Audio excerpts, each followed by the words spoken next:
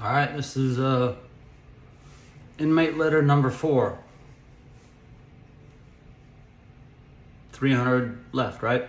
Something like that. I've been consistent for 4 days, so let's see how long it lasts. Yesterday I started the LifeCon youth side and started to do youth letters from middle school, high school students.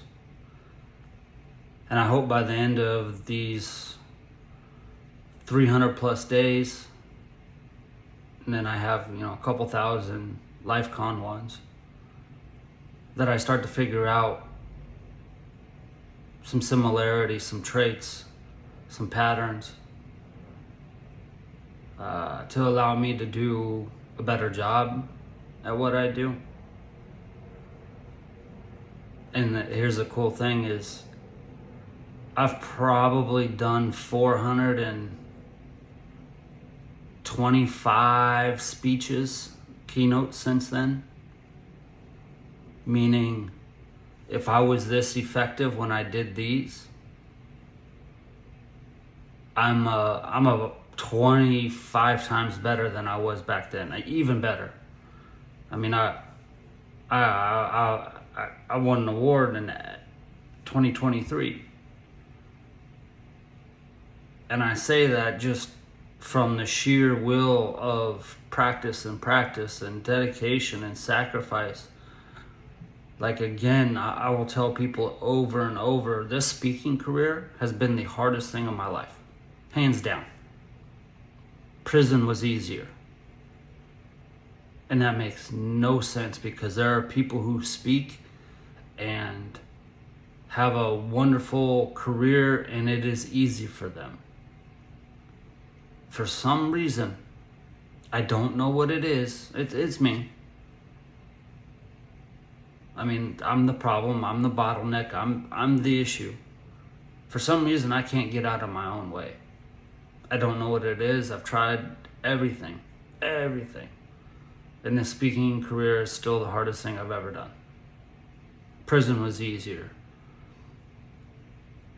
Playing full-time college basketball while taking 24 and a half credits a trimester and working 40 hours a week was easier than the speaking career.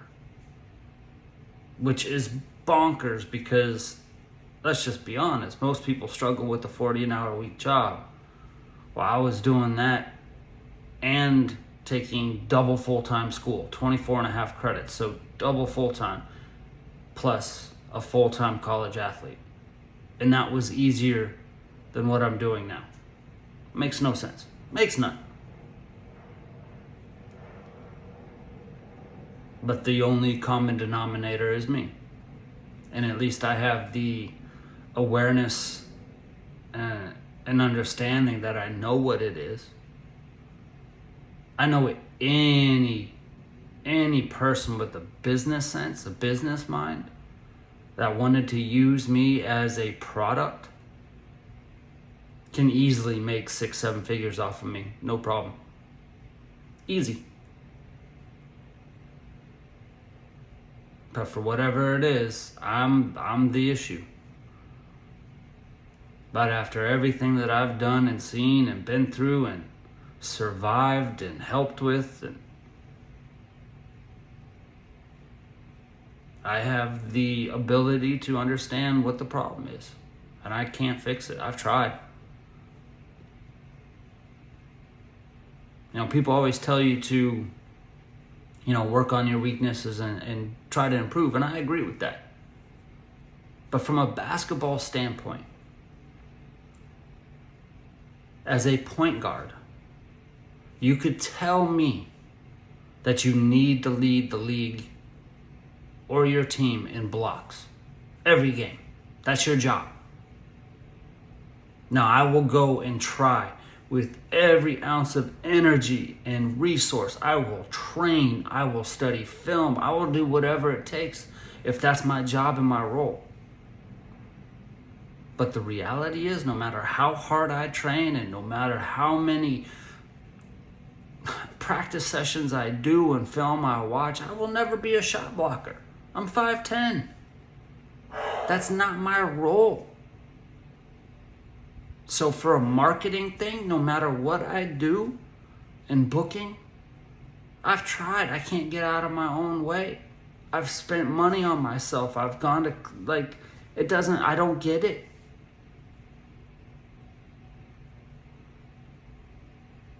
So the point is, I've had all these people say, oh, just figure it out. But I've tried. And all those people that have told me that, think about this. You could get paid $1 million a year and never get through what I've gone through. Couldn't do it. Couldn't do it.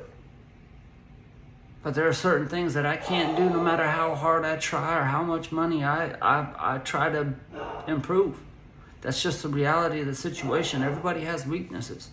I have weaknesses. I'm the first one to tell you I'm the most flawed human being on the planet. Hands down, I know I am. I am a flawed man. I'm a flawed human being. But my intent and my actions and what I do speak for themselves. Yes, I could make other choices and decisions and have different outcomes on everything that I've done. That's life. But for the vast majority of everything that I've ever done since my release, everything that I did in prison, basically everything that I've done since June of 2004, if I was put in that same situation, I would do the same choice again. Because every time I've made a choice and decision, it's always been with the right intent and the right thought process. Now, yes, again, some of them have been bad and the outcomes didn't go as planned. But at that time, it was what I thought was supposed to be done.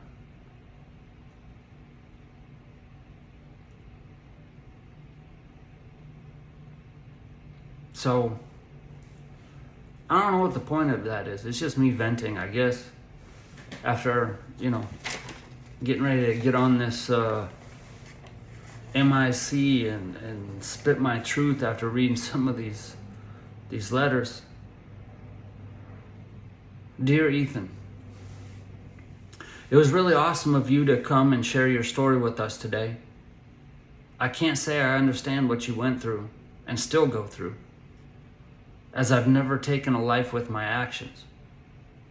But I can say you have made the best, and I mean best, out of the really bad situation,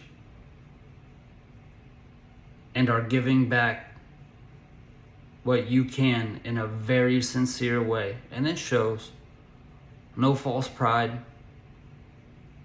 Just a very open, honest person, and it shows. I know there's no taking back what happened, but showing the honest consequences and openness you have shown here today speaks for itself. And I know the signs. And you have all the signs of really being sorry for the night in which your life that still has its effects, and you and the other people's lives. I wish the best for you and to keep speaking and reaching out. I know you've opened my eyes to a few things. A new way to look at it. Adversity. A new way to look at adversity. And I am one who will be going back to college. Not just to spell better, but to make this change of lifestyle set for my life and future. And yes, Ethan, I will remember your story forever. I mean that honestly. Keep moving forward as you have asked us to do. And don't let anyone's negative actions take your message. Your message is good and should be shared. Thank you. It's in red ink, and it's kind of hard to read.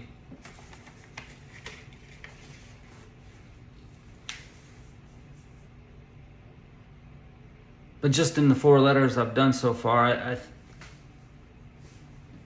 I can see the vulnerability in these men from an educational standpoint. They're worried about their spelling when they write to me. Because I told them, I had all those degrees at the time.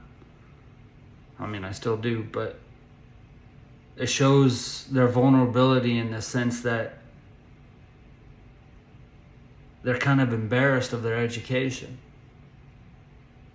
Now, I know I was probably the exact same as all these men at the age of 13, 14, 15. I was a punk-ass kid. When I hit puberty and got to middle school, like, everything changed. I turned into a punk. I hated my family. I hated life. I didn't want to be around anybody. I was hanging out with people just to ruffle people's feathers. I was doing things just to feel like I was being wrong. I enjoyed being bad. Because I had been held at this level for so long in my life that everybody saw me as this, like, perfect kid. Sports and athletics and good grades. I was an A student all the way until middle school, which doesn't mean anything. But as soon as I got to middle school and my balls dropped, I turned into a punk. Puberty hit me, and I turned into everything that I wanted to be, in the sense of I didn't want to be seen as this nice guy.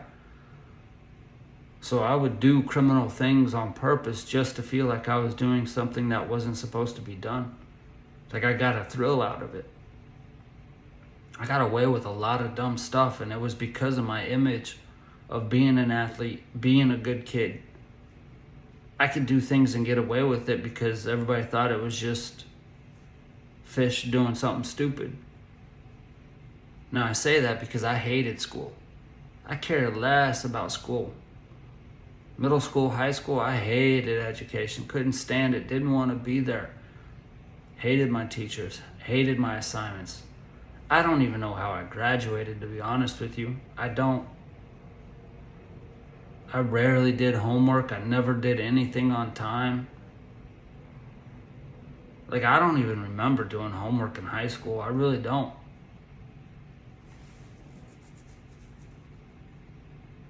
Like, I didn't want to go to college.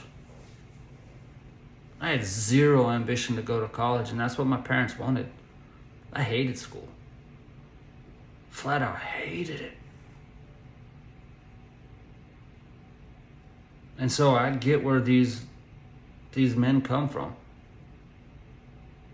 Because if it wasn't for having that good image and the family that I did grow up in and the opportunities that I did have, I would have had a completely different outcome. I think that's why I get along with so many people who've been incarcerated. Like, I was them. I just happened to be white and come from a family that was business owners. I had a good upbringing. My parents are still married.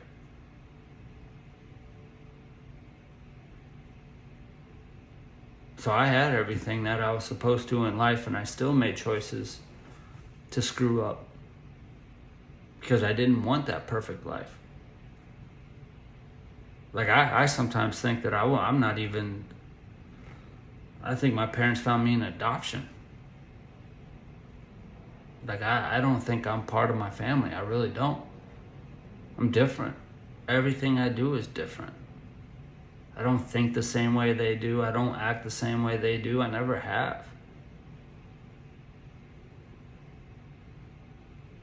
I'm not saying that they're not good people, but I'm just saying that's who I was and what I was. And so every one of these letters that I've read so far, it's all about vulnerability and education. They're more worried about spelling when they're writing me than they are about the process of, like, getting into college. Like, they want to go to college just to be better spellers. But that's not what college is about. Now, after my accident, I love education. I'm thoroughly disappointed in myself. I quit my doctorate a couple weeks ago. I was so excited to go back to school too. I was getting a doctoral candidate for business administration with the emphasis in executive coaching. Sounds pretty cool. Coach Fish, Dr. Coach Fish. But within a couple weeks, I realized that I don't want to be those people. Like, it's such a heavy emphasis on scientific writing. I don't care. I don't want to be in a scientific journal.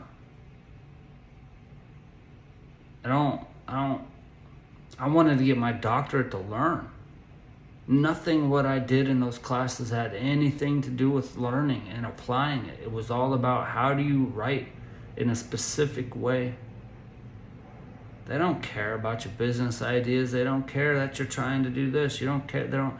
All it was regurgitating the information and then writing it in a structure to give people credit. Cool. I don't want to do that. It's not worth 2 years of my life and talking to professors that are so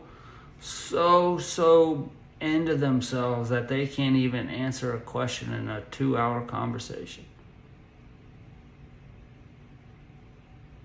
I love learning. I love school. My 2 bachelor degrees and 3 minors, like, I loved going to school. My business professors, and I love them to death. They were my trio. Like, I looked up to them so much. My entrepreneur professor, dude started he's got 50 businesses. Amazing dude. But he was all about helping and learning and education, and man, I wish I could do business with him. I always have. I wanted to do my businesses with them. I wanted them to be board of directors or invest and be a part of this, because if it wasn't for them, I wouldn't have learned anything. Because the vast majority of professors they're just there to be professors. My accounting professor, finance professor, amazing.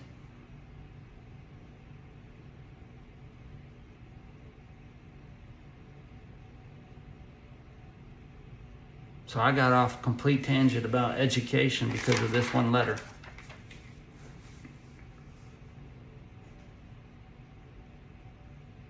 And it's making me think that I got to do something different for these men. I need to find a way to give some education back to them, because it's not about spelling.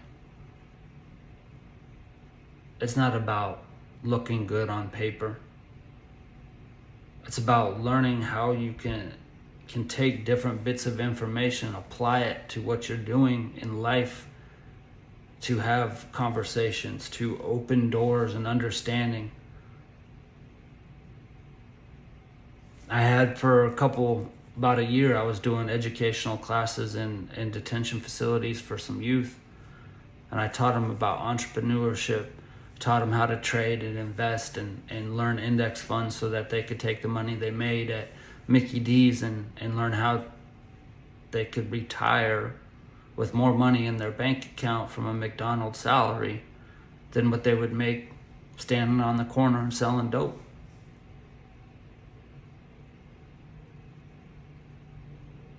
I had a blast doing that, so maybe that's something I need to get back to, but it's making me realize, reading these letters, that there's so much to do for some of these men.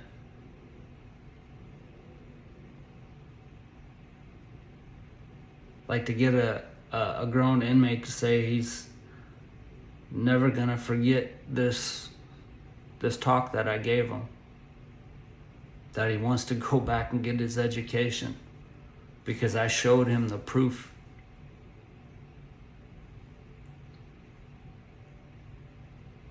One of my favorite stories, and I'll end it here, and I spoke way longer than I planned. But one of my favorite stories is about he was my best friend in prison. And everybody used to call us 50 Cent Eminem, because he was a big 6'5", 300-pound Black dude, tatted from head to toe. Scary. He was a monster. But he'd been locked up for so many years, like decades. And when he got released, he wanted to get an education. So I helped him enroll at a JUCO or community college, and he failed his first semester. His grades looked like mine before the accident, all F's. Like he had like a, I don't know, I had a .000 and a .43 at a couple schools, and I think he was right around there. But after his first semester, we broke down what his process was and what he was trying to do and how to go about learning, because he didn't know how to learn. He was a smart dude, don't get me wrong, but he didn't know how to learn. And so we worked through that. And the point is, after 2 years, he got his associate's degree.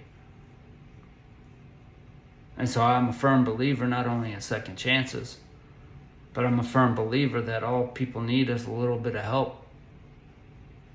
A little bit of a resource, a helping hand.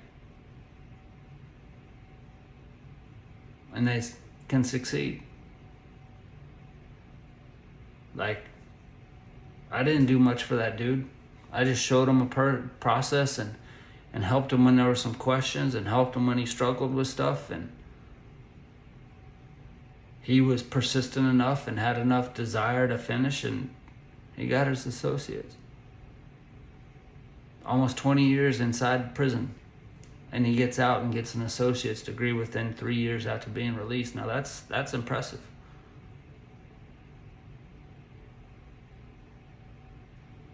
So education is important, but it's not about just getting degrees. It's about learning and how do you apply it.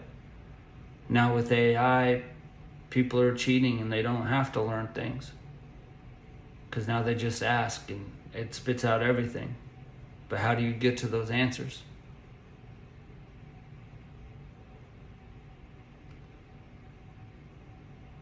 So I didn't know where I was going with today's little inmate podcast, I guess you can call it, but